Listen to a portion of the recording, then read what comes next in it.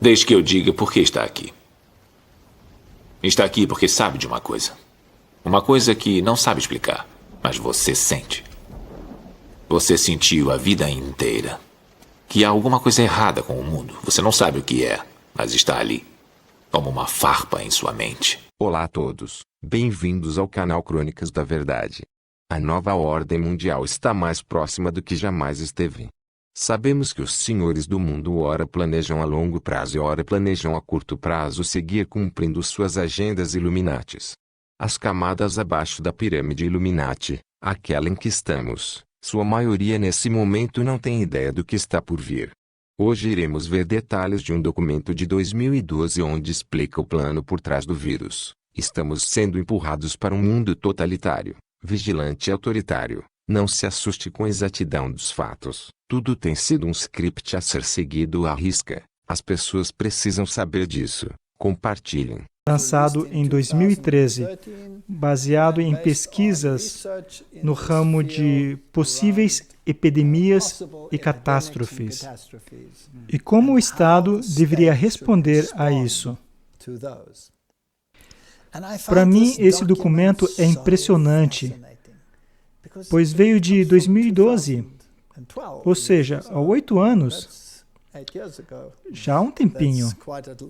Fala de análise de risco e da proteção da população contra uma pandemia de vírus, como o molde SARS. Eu tenho esse documento aqui comigo. E para mim é impressionante, porque é como um esquema do que estamos vendo atualmente no mundo. Na verdade, isso espelha de maneira tão exata que é como um roteiro. É incrivelmente interessante. Quando eu analiso este documento, lembre-se, é de 2012, já faz um bom tempo. Aparentemente, foi mais ou menos quando o coronavírus fez sua aparição na própria Alemanha e foi rotulado como um possível veículo desse tipo de pandemia. O documento nos dá uma análise de como isso terá seguimento e pergunta: qual é a probabilidade disso ocorrer? E o próprio documento responde: altamente provável. Então isso vai acontecer. É um esquema sobre como reagir quando de fato vier a ocorrer. Tem uma tabela logo no início, onde analisam as ramificações e danos causados por um surto assim.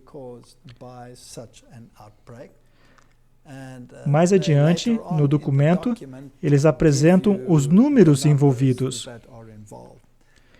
Ora, Angela Merkel recentemente fez um anúncio público com uma aparência bastante séria, onde disse que até 70% das pessoas poderiam ser infectadas com esse vírus. Também fizeram a mesma pergunta para esse Dr. Wolfgang Wodarch. E quanto às ramificações? E todas essas pessoas afetadas? E ele disse, sabe, se analisarmos uma epidemia, ou até mesmo um cenário comum de gripe, onde as pessoas ficam gripadas,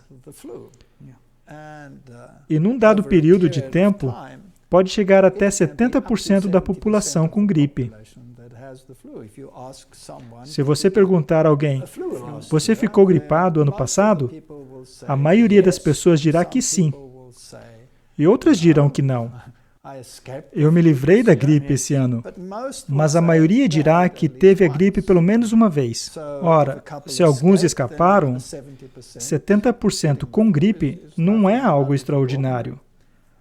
Mas se não há prova direta quanto a qual vírus causou essa gripe, tudo fica misturado nesse grande amontoado conhecido como gripe. Se você tem uma publicidade assim, então todo mundo passa a conhecer o vírus. Me impressionou ver que os Estados Unidos Tem um artigo no qual o Dr. Mark Siegel disse: isso é muito estranho, pois ele tem todas essas pessoas, mas em primeiro lugar, ele não pode ir vê-las, porque elas estão infectadas.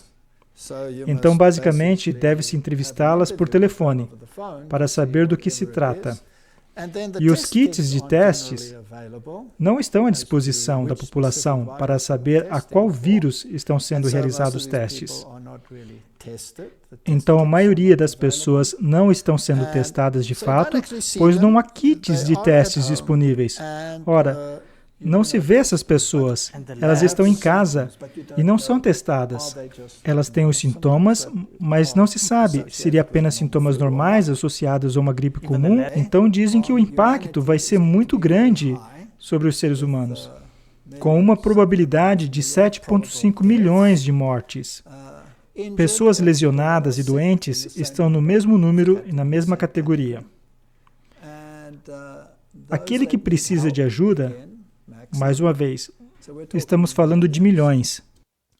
E agora uma categoria bem interessante: pessoas desaparecidas. Trata-se de um número relativamente alto.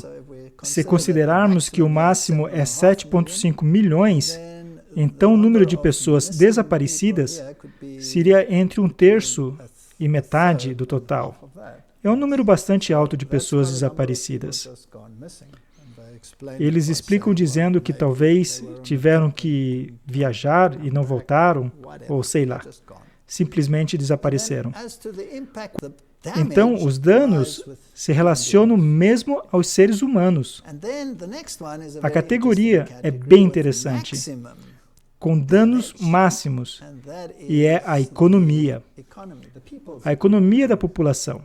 Ou seja, o homem da rua. Não necessariamente as grandes empresas, mas a economia em geral. Parece haver um grande impacto. Além disso, o impacto sobre a ordem pública será bem alto.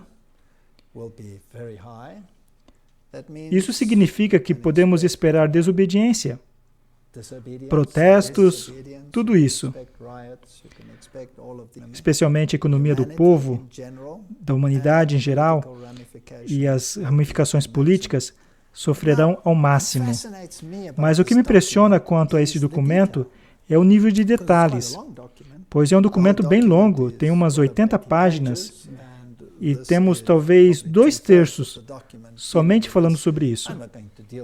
Não vou tratar de todo o documento, mas quero ressaltar alguns pontos. Número 1.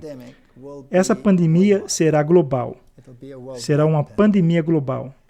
Pois é óbvio, porque não dá para conter um vírus. E qual será o vetor provável? Quem será aquele que causará o problema? O cenário é que se trata de um mod SARS hipotético, um vírus. E dizem, por exemplo, SARS do tipo coronavírus, CoV. Isso é interessante. Isso foi há 8 anos atrás.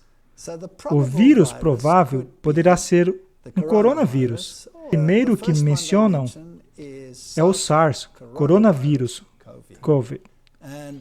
E esse vírus foi isolado pela primeira vez em 2012, em 6 pacientes.